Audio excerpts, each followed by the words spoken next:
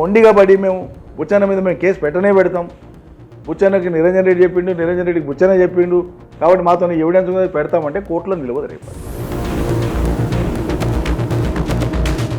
రేవంత్ రెడ్డి ముఖ్యమంత్రి అయిన తర్వాత ఈయన ముఖ్యమంత్రిగా వాడడం ఏమిటి? మీరు ప్రజల్ని మోసం చేసినారు, మోసపు వాగ్దానాలు చేసినారు, అమలు కావు అవి అని తెలిసి కూడా ప్రజలకు తప్పుడు వాగ్దానాలు ఇచ్చినారు.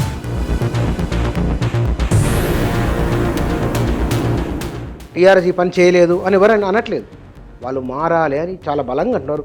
ఏం మారాలనో గుర్తించిండ్రా? కేసీఆర్ కలవడు, అహంకారము, ఎవరిపైనా కలవడు. అసలు ఇప్పుడు రేవంత్ రెడ్డి ముఖ్యమంత్రి అయిండు, రోజు ఎన్ని వేల మందిని కలుస్తుండు?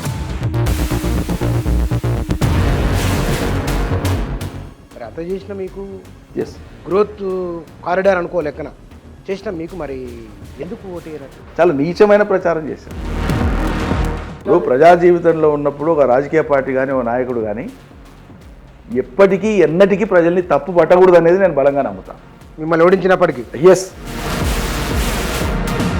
తెలుగుదేశం లేకుండా చేసిన బీఆర్ఎస్ గద్దెలు కూలగొట్టండి. తెలుగుదేశాన్ని ఏదో కేసీఆర్ పని కట్టుకొని లేకుండా చేసిండు అనేటువంటిది రేవంత్ రెడ్డి యొక్క రాజకీయ అపరిపక్వత నంబర్ 1.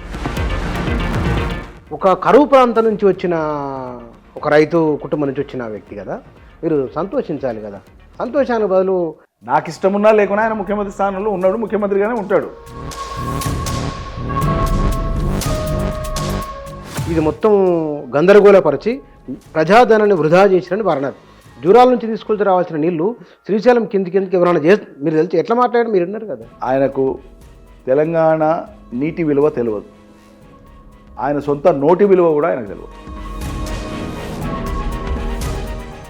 కేవలం కేసీఆర్ మీద పోయిన సర్కారు చేసిందని అక్కస్తో నా మైండ్లో అదే పెట్టుకొని, అదే డెడ్ బ్లాక్ పెట్టుకొని మైండ్లో ఇది వద్దు ఇది తలకాయ లేని మాటలు కనుక ఏమంటాం, ఇది ఎంత కోపం వస్తుంది.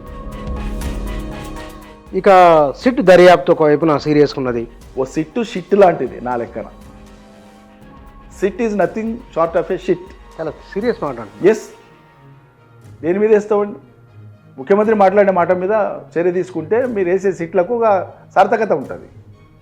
నేరపూరితమైనటువంటి వ్యాఖ్యలు 100 సార్లు చేసిండు ముఖ్యమంత్రి. చట్టం ఏం పని చేసింది మరి? పోలీసులు ఏం పని చేసింది మరి?